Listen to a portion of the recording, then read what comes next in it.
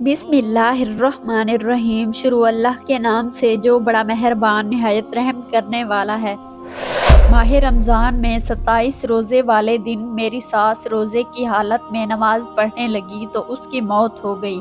वो पूरे ख़ानदान में एक शैतान औरत मशहूर थी, मगर उसकी मौत को देखकर सब लोग रश्क करने लगे कि ये बहुत नेक थी।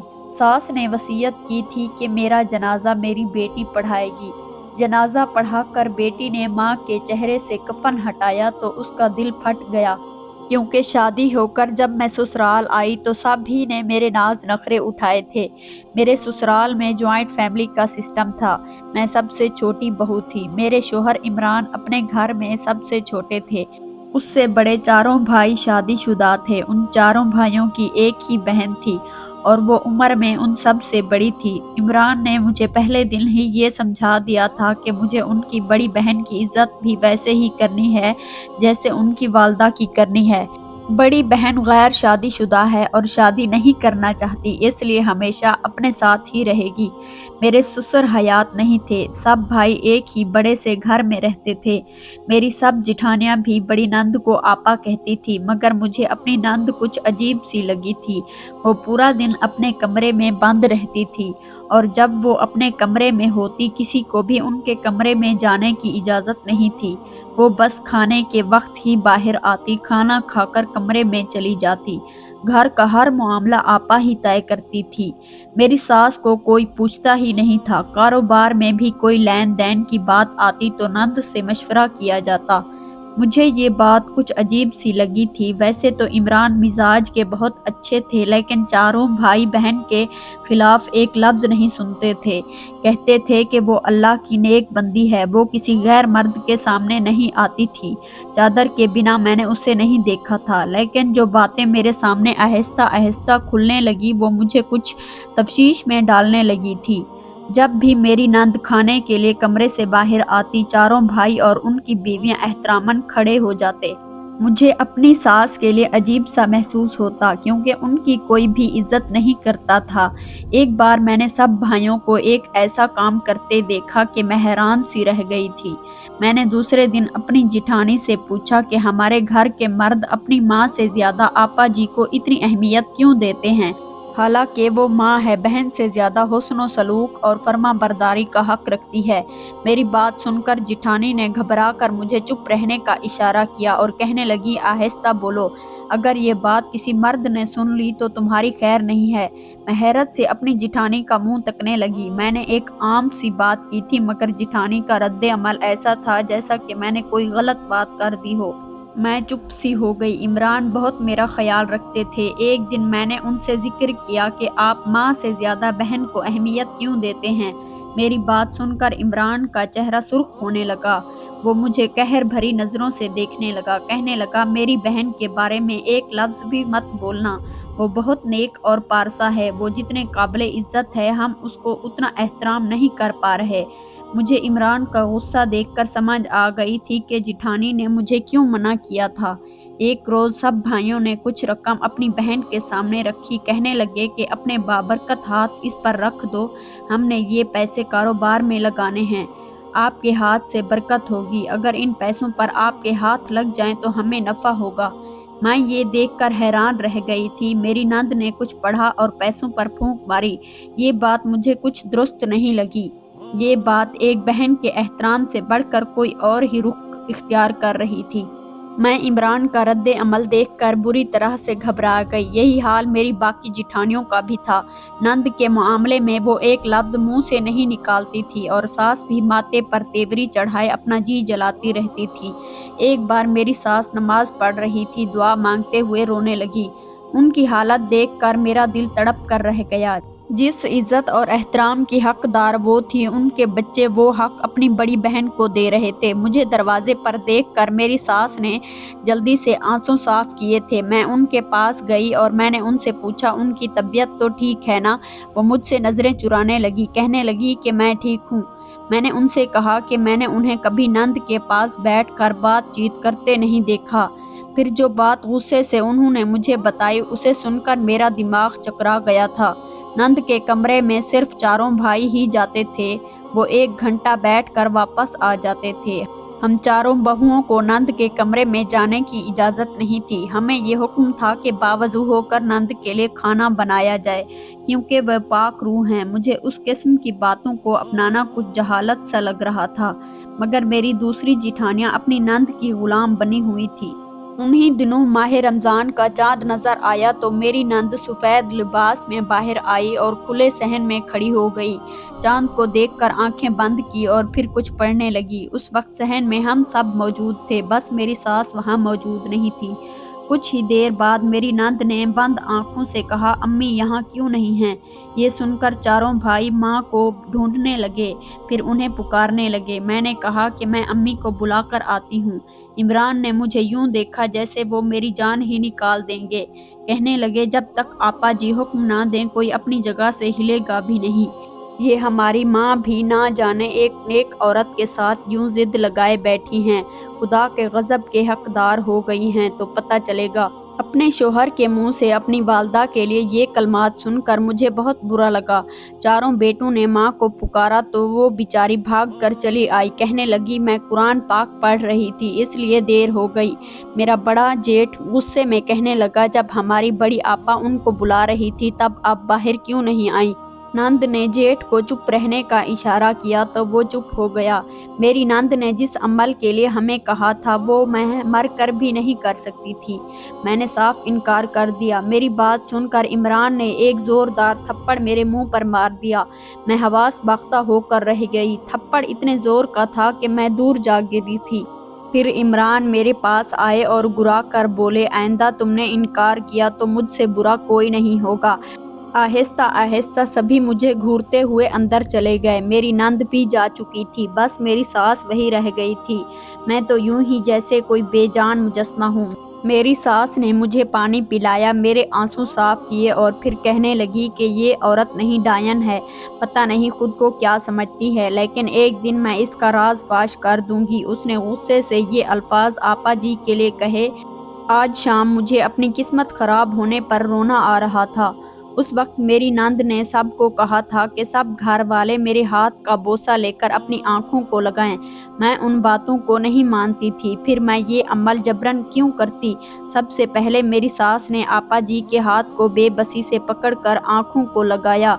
मेरी सास के चेहरे से साफ साफ लग रहा था कि वो ये सब काम मजबूरी में कर रही हैं।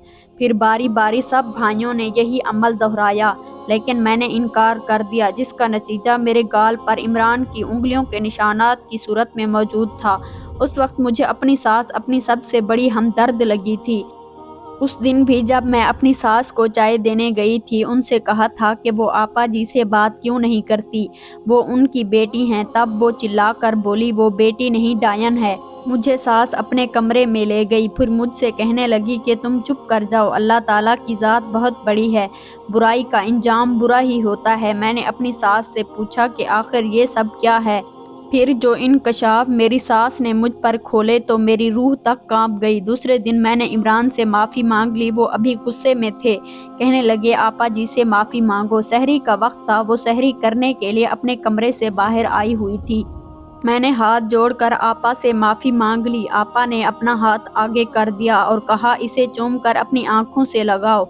उस वक्त मैं बेबस थी, इसलिए वही किया जैसा आपा ने कहा था, मगर उसके बाद मैंने इमरान की कोई बात पर कोई इख्तलाफ नहीं किया था। मुझे आपा जी से चिढ़ सी होने लगी थी। उनके कमरे की सफाई पर एक बड़ी उम्र की औरत मामूर थी, लेकिन अब मुझे आपा जी की अच्छाई के पीछे जो राज था वो मुझे सब जानना था। जो कुछ मेरी सास ने मुझे बताया था उसकी हकीकत क्या है।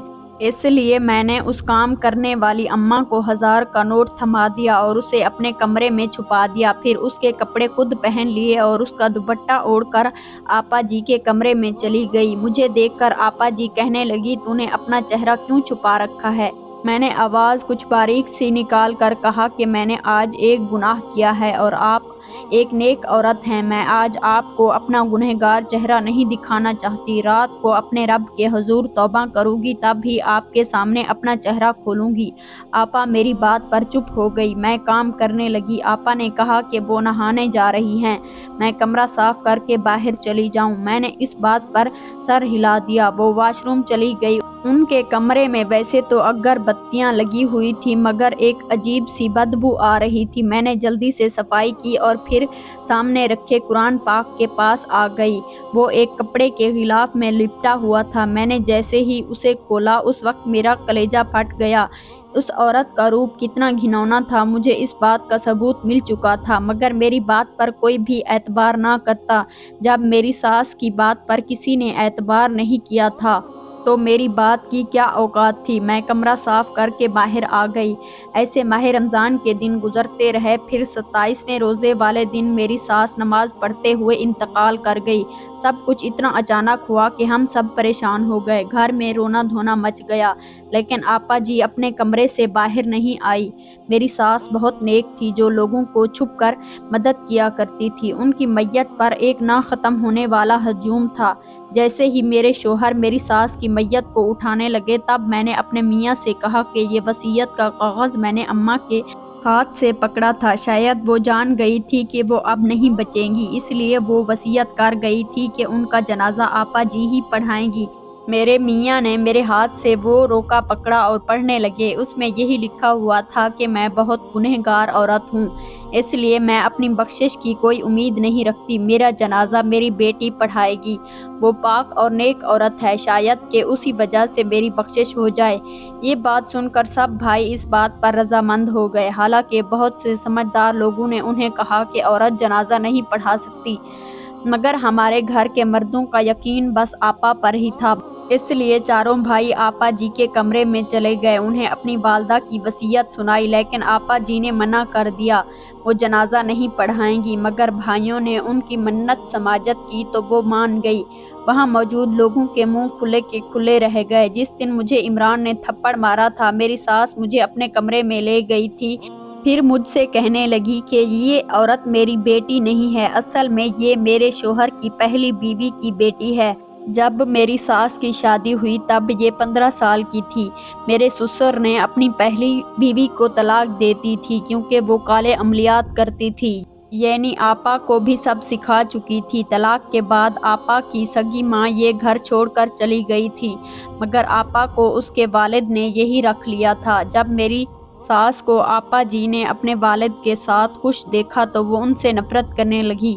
انہیں لگا کہ میری ساس نے ہی ان کی ماں کا گھر برباد کیا ہے، اس لیے وہ اپنے گھر کے سامنے تو میری ساس کو کچھ نہ کہتی، لیکن ان کے پیچھے میری ساس کے ساتھ برا سلوک کرتی، اور جب میری ساس میرے سسر سے کہتی تو وہ اپنی بیٹی کے خلاف کچھ سننے کو تیار ہی نہیں ہوتے تھے، کیونکہ وہ ان پر کچھ غلط قسم کے منتر پڑھ کر پھونک دیتی تھی۔ میری ساس کی حیثیت اس گھر میں صرف ایک نوکرانی جتنی تھی۔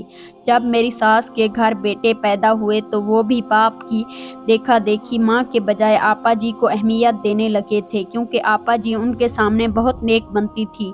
میرے سسر اپنے بیٹوں کے سامنے میری ساس کو گالیاں دیتے، مارتے اور کہتے کہ میری بیٹی پر تم غلط الزام لگاتی ہو، وہ میری بیٹی ہے، میرا خون ہے، وہ اپنی ماں کی طرح نہیں ہو سکتی، یہ تو اپنی جادوگر ماں سے نفرت کرتی تھی، اس لیے تو وہ میرے پاس رک گئی تھی۔ میری بیٹی بہت نیک اور دیندار ہے، تم سوتیلی ماں بن کر شیطانوں والے کام مت کرو۔ اس طرح میرے سسر اپنی بیٹی کے خلاف ایک لفظ نہیں سنتے تھے، اور پھر جب سب بچوں کے کچھ ذہنوں میں یہی بات بیٹھ گئی تھی کہ آپا ان کو کہتی رہتی کہ تمہاری ماں کو تم سے پیار نہیں ہے، جیسے مجھے برا بھلا کہتی ہے، ایسے تم لوگوں کو بھی میرے باپ سے برائیاں کرتی ہے۔ سب بھائیوں کے ذہنوں میں یہی بات بیٹھ گئی تھی اور وہ اپنی ماں سے نفرت کرنے لگے۔ جب میری ساس نے دیکھا کہ میرا شوہر اپنی بیٹی کے بارے میں کچھ نہیں سنتا ہے، تب وہ چپ کر گئی۔ جب آپا 22 سال کی ہوئی تو میری ساس نے سسر سے کہا کہ اب اس کی شادی کر دینی چاہیے۔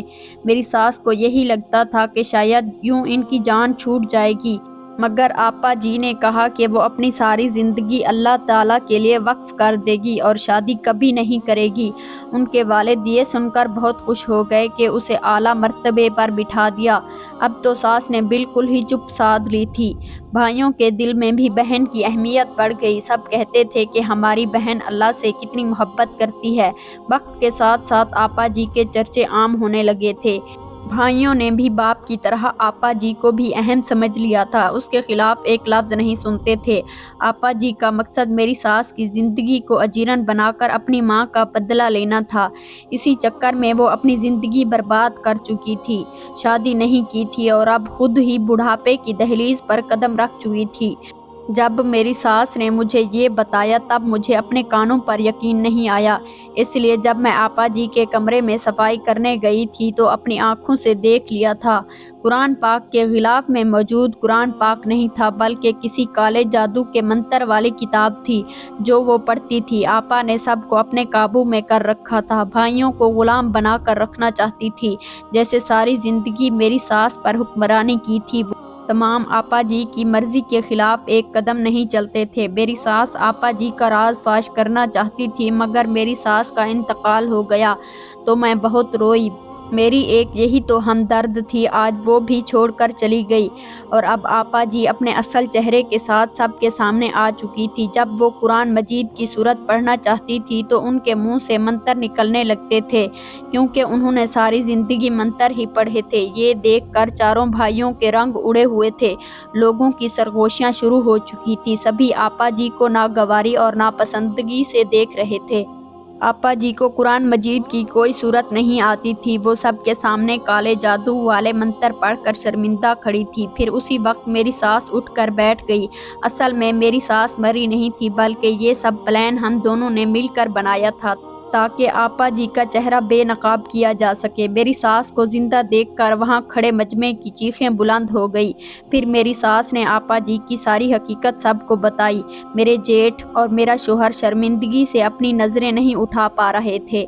आपा जी जल्दी से अपने कमरे में भाग गई। उनका राज फाश हो चुका था। सब भाई आपा के कमरे में चले गए। आपा अपनी माँ को फ़ोन पर सब बता रही थी।